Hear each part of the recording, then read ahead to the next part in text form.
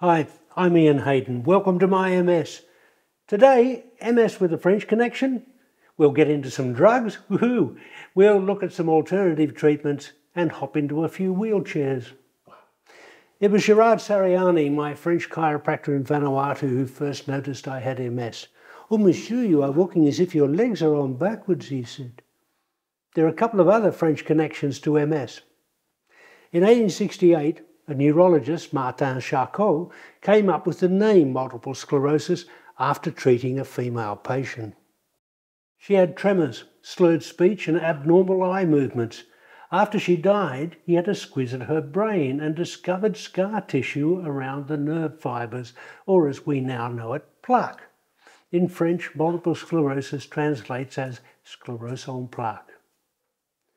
Then in 1878, another Frenchman, Louis-Antoine Ranvier, discovered myelin, the protective coating around the nerves that get damaged. And that's why the gaps in the myelin that cause MS symptoms are called the nodes of Ranvier.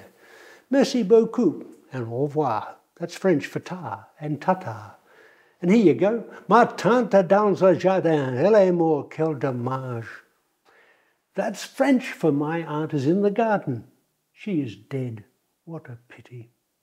Guess I'm more fluent at MS than I am at French. I do, however, know that this is a damn fine French perfume. My wife uses it. Poem by Lancôme. Product shot, please, Shane. Why? In case this video goes viral, companies pay for product placement. Shit. Lancôme. It is named after a French chateau, as opposed to a French chapeau, which is a hat. Oh. Sometimes MS is discovered for the first time post-mortem. That's Latin, not French. A GP told me that. And that GP actually had MS, but it only presented once in her more than 60 years on the planet. She originally studied to be a surgeon and then had a massive MS attack. After diagnosis, she gave up surgery and became a GP. You don't need a relapse with a scalpel in your hand. But she went into complete remission and never had a relapse. It is a curious beast. Another MSer I know has one relapse a year. He loses mobility, vision, and is confined to bed for a week or two, so he takes his annual leave when it happens. Then he's back dancing, playing squash, and enjoying any substance of choice. Speaking of which, our local barber was arrested this week for dealing drugs. I've been going to him for 10 years and I never knew he was a barber. Sorry, dad joke. Not that long ago, there were no drugs to help with MS. It was a case of the person in the white coat with the stethoscope saying, "Toddle off home, get your affairs in order." But then along came other people in white coats with microscopes to invent disease-modifying drugs to stop MS progression. There are drugs like Tysabri, Copaxone, Avonex, Kesimpta, and Ocrevus. They sound like they're knights of the round table, but they're not. They're lovely MS drugs. Other drugs include Betaferon, Rebif, Lemtrada, Sativex, and Zeposia. They could all be running in the Melbourne Cup. And there are even more lovely drugs like Mavenclad, Mazent, Galenia, and Tecfidera. Those all sound like a mouthful because they are a mouthful.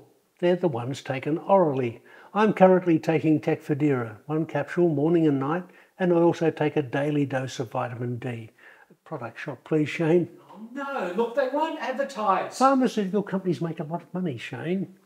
And there's one other orally administered drug that I highly recommend in moderation. Dry white wine. Jim Barry Riesling. It's an excellent dry white wine, Shane. Yes, I'll get the product shot. Look, there had better be a crate of that in it for me.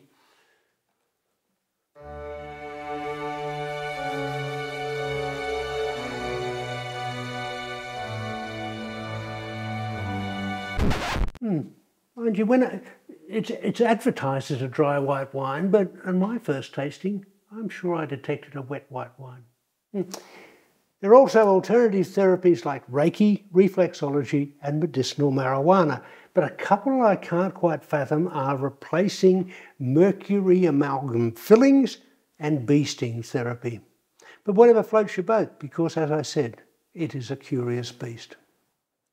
Moving on, literally, as I have a wheelchair to allow me to move on. In France they call the wheelchair une chaise roulante. In Germany they call it ein Rollstuhl. In Zimbabwe they call it a chariot. I call mine Buttercup. Shane, product shop please. Oh, yes, yes, yes. Geez, you're a media slut. Although technically my chair is from KI Mobility with a comfy J cushion. Now, my Buttercup is totally different to the first ever wheelchair, commissioned by King Philip of Spain in 1595. It was basically a reclining chair with teeny weeny little wheels that needed a servant to give it a push. Fast forward to 1865 in America. That was a big year. Abraham Lincoln was assassinated, slavery was abolished, and the Civil War ended. Wheelchairs were needed for injured soldiers. Being made from wood made it hard for the occupant to wheel about, and servants were thin on the ground because slavery had been abolished. So push rims were added and it became much, much easier. And after World War I, the folding wheelchair was invented. World War II resulted in the first electric wheelchair, also to assist veterans. And these days there are wheelchairs that can be operated by the mind and sporty numbers that go to the Olympics to compete in tennis, basketball, fencing, rugby and athletics. You might have seen the wheelchair athlete in Tokyo with the bruised face. He competed in the hurdles. Now, when I was upright and ambulant and walking, I felt a tinge of pity when I saw people in wheelchairs. It wasn't until I got one that I realised how fabulous they are. Wheelchairs give us freedom and access to the community. We can access restaurants, cinemas, museums and art galleries. The best one I've been to was the Louvre in Paris. You'd think that a building 230 years old wouldn't be accessible, but it is. There are easy-to-use elevators that only take up a few steps, and there's a special passageway to a spot right in front of the Mona Lisa, in front of the barrier to keep the other tourists away. On leaving, several hundred envious eyes followed me around the room. And 70% of Westminster Abbey doesn't have stairs, and it's 750 years old. You can even wheelchair bungee jump. Not from Westminster Abbey. Seek out AJ Hackett, just north of Cairns. Oh, remind me to give them a call, Shane. You never know, they got a mention. Yeah, I know them. And the place wheelchairs really come into their own are at airports.